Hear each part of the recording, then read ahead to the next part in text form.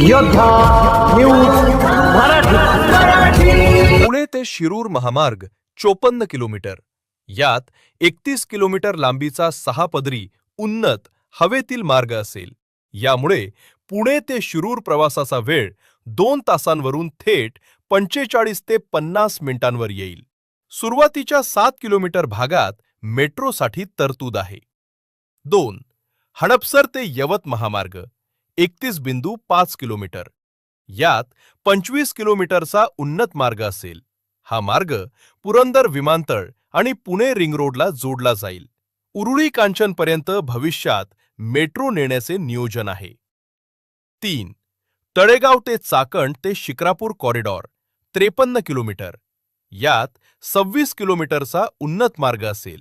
यामुळे चाकण औद्योगिक क्षेत्रातील MID, अवजड वाहतूक आणि स्थानिक वाहतूक वेगळी होऊन कोंडी फुटेल। प्रकल्पाची खास वैशिष्ट्ये आणि फायदे: 40% खर्चाची बचत, एकाच खांबावर पिलर, रस्ता आणि मेट्रो अशी एकत्रित रचना केली जाणार आहे। यामुळे भविष्यात जेव्हा मेट्रोचं काम होईल तेव्हा खर्च 40% वाचेल। मलेशियाई आधुनिक तंत्रज्ञान: पुलांच्या बांधकामात अत्याधुनिक तंत्रज्ञान वापरून 2 खांबांमधील अंतर 30 मीटरवरून थेट 120 मीटर केले जाईल। यामुळे जमिनीवरील रस्त्यांवर वाहतुकीला अजिबात अडथळा येणार नाही। सरकारला 950 कोटींचा निधी। हे प्रकल्प बांधा, वापरा व हस्तांतरित करा BOT तत्वावर असल्याने सरकारला यातून 950 कोटी रुपयांचा आगाऊ निधी प्राप्त झाला आहे। पुण्याच्या भविष्यासाठी इतर महत्त्वाच्या घोषणा: 2 वर्षात रिंग रोड, पुण्याचा 173 किलोमीटरचा बाह्य आणि 86 किलोमीटरचा अंतर्गत रिंग रोड पुढील 2 वर्षात पूर्ण केला जाईल। यामुळे शहरातील वाहतूक कोंडी 30% कमी होईल। पुरंदर विमानतळ कनेक्टिव्हिटी: विमानतळाचे 50% पेक्षा जास्त भूसंपादन पूर्ण झाले आहे।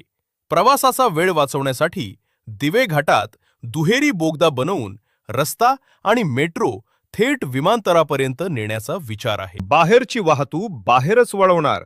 सुरत, नाशिक, अहिल्यानगर, सोलापूर या नवीन महामार्गामुळे उत्तरेकडून दक्षिणेकडे जाणारी 45% वाहतूक पुण्यात न येता बाहेरूनच निघून जाईल। ग्रोथ इंजिन 2030: देशातील एकूण जागतिक क्षमता केंद्रांपैकी GCC जवळपास 35% केंद्र एकट्या पुण्यात येत आहेत। त्यामुळे 2030 पर्यंत पुणे देशाचे प्रमुख ग्रोथ इंजिन बनेल। पर्यावरण व आरोग्य: सांडपाण्यावर प्रक्रिया करणारे जलशुद्धीकरण प्रकल्प STP उभारले जात आहेत आणि शहरात 300 किलोमीटरहून अधिक लांबीचे सायकल मार्ग विकसित केले जातील।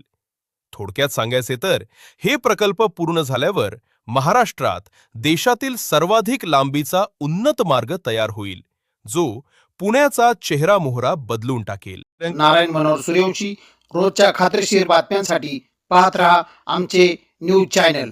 आजच सबस्क्राईब करा, व्हिडिओला लाईक करा आणि शेअर करा। धन्यवाद।